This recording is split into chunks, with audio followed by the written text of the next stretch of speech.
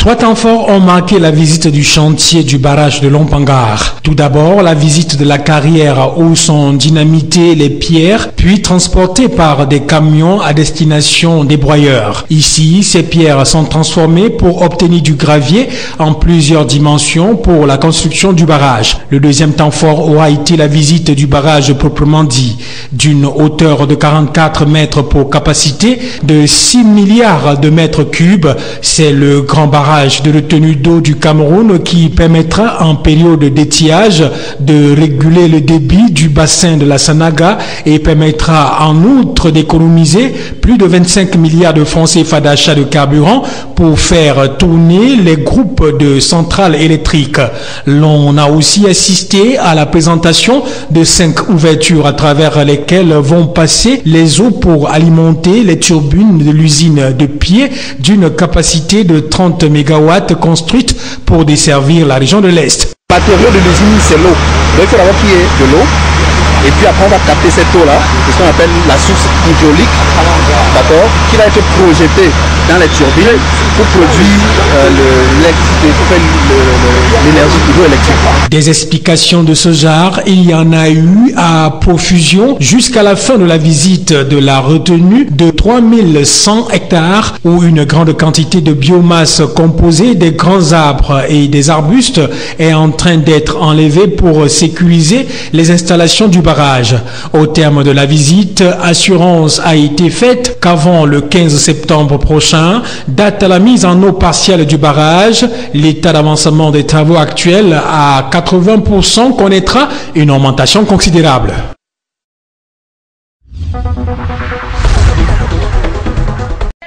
L'installation de la magistrate Joséphine Menbois au poste de président du tribunal de première instance du Lomé-Djerem est venue remettre au goût du jour la problématique de l'application des lois et règlements au Cameroun en général et dans la région de l'Est en particulier. Dans son réquisitoire, Jean Bosco Esso, procureur général de la Cour d'appel de l'Est, ne manquera pas de rappeler au nouveau président du tribunal de première instance ses principales missions. Le corps judiciaire et autres justiciables présents à la cérémonie attendent beaucoup de cette magistrate au parcours professionnel fort convaincant. Au regard des nombreux messages d'encouragement et des conseils reçus ça et là par la présidente du tribunal, l'on est en droit de penser que c'est une justice impartiale, dénuée de tout esprit de corruption et de détournement des deniers publics qui s'est ainsi mise en marche dans le Lomé-Djerem.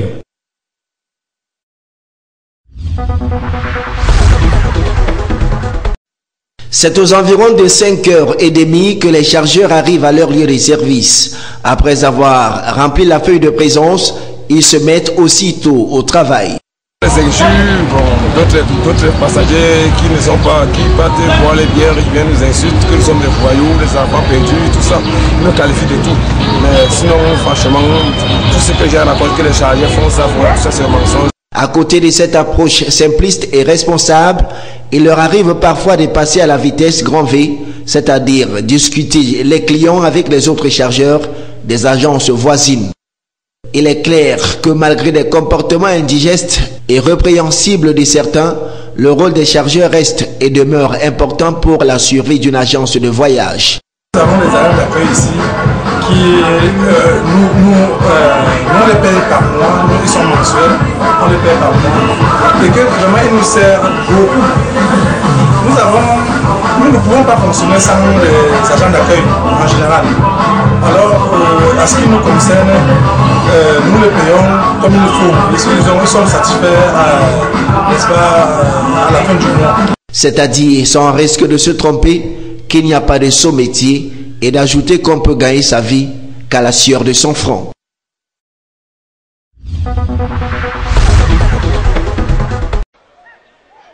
C'est une formation du canon sportif de Yaoundé, ici en rouge, méconnaissable tout au long de la première manche.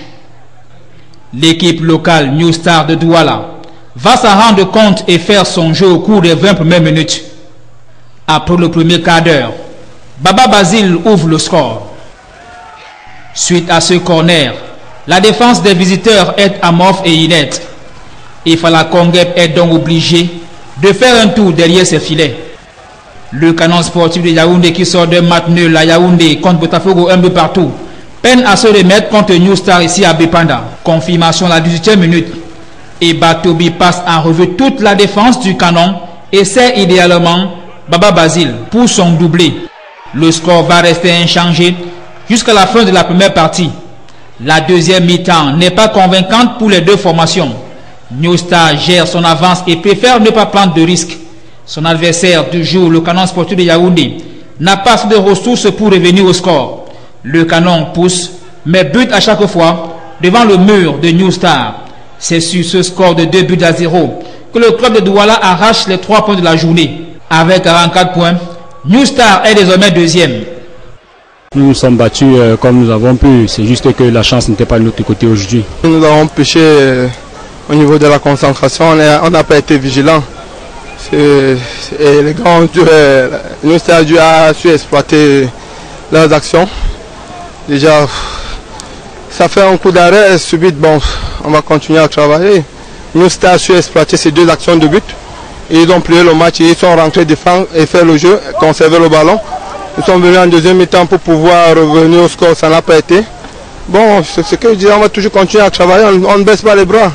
On va continuer à travailler, c'est le sport. C'est clair qu'on avait là l'occasion de prendre la deuxième place à Botafogo qui la tenait depuis un bon moment. On a surtout essayé de rester dans la continuité du match de Bafia parce qu'on a fait un match très costaud là-bas. Donc on s'est dit entre nous il fallait poursuivre l'épisode suivant et c'était gagner Canon ce soir, nous sommes satisfaits. C'est clair que gagner c'est un objectif, mais l'objectif global du club c'est une place africaine, c'est être sur le podium. Nous on essaye simplement au fil des matchs de prendre du plaisir d'abord et essayer de gagner les matchs parce qu'on sait que c'est très très serré.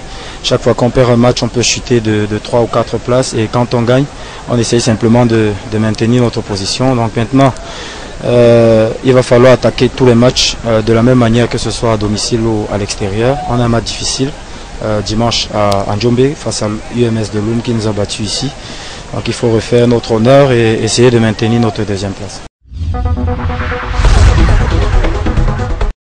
2 ans après sa mise en place, l'action du comité de normalisation de la FECAFOOT reste la source des controverses. Lorsque les membres ont été nommés le 23 juillet 2013, le professeur Joseph Owona, le président et ses 10 autres membres avaient 3 missions fondamentales et primordiales.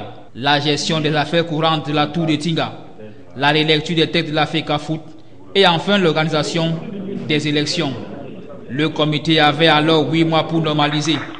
Bien après, l'équipe a bénéficié d'autres rajouts, de prorogation en prorogation.